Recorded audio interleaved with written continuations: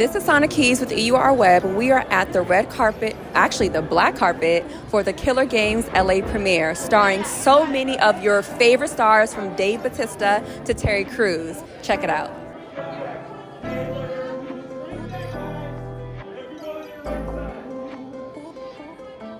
The director of The Killer Game. Now, what drew you to the story of a man facing his, well, a hitman facing his mortality?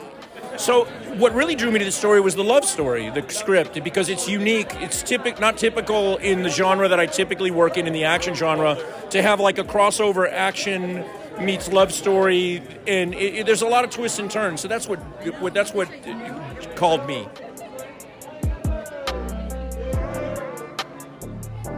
Now, you were in the movie, you were diagnosed with a terminal illness that caused you to want to have a hit on your own life because you loved Maze so much that you didn't want her to deal with the sickness. What did you have to tap into to be that vulnerable? Tap into 50 years of baggage that I'm carrying around with me and probably need massive therapy for. That's it. Really just I don't know, put myself in his shoes and think about, you think about falling in love for the first time. Think about how good that felt, how good it made you feel. It's like you're on cloud nine, especially you have never experienced anything like that. And to know that you're going to lose this and there's no enemy that you can fight, there's nothing you can do, but this is all gone. And you can't even bring yourself to tell the woman that you've fallen in love with. I mean, what do you do? So everyone's talking about Killer Games being an action-packed film, but it's still a rom-com from the trailer that I've seen. Yes. And you two have had an amazing, beautiful relationship throughout the years. What keeps you guys going? I want to hear from you, but I also want to hear from the beautiful Rebecca. I'm going to let her go first. Okay. What keeps us going? We liked each other as friends before we dated.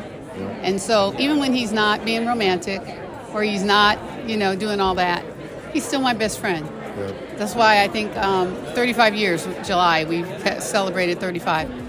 And every time I roll over and look at him, I think, wow, we've been through a lot together, and I still like you. Well, I have to add to what she just said because, again, she is my best friend, but none of this means anything without her. That's how you know. You know what I mean? Like, if I was here alone, I wouldn't enjoy it. I'm always like, where is she? What is she doing? What is she thinking? What is her opinion about this?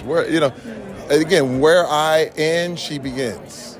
And vice versa. It's literally 35 years of true intimacy. And it's like we're intertwined.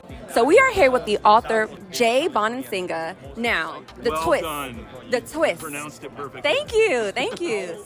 The trailer by itself, action upon action upon action, like nonstop. And just to find out that it was a mixed diagnosis, but they still want to kill him. Why did you? He's only got like one person on his side, and that's Maisie, the woman he's in love with. And she's not really happy about what he does. So why did you want a story where the significant other did not know what he did? I don't know for sure, because sometimes when you're writing, it's almost automatic writing, and it comes out of your imagination, and you can't control it.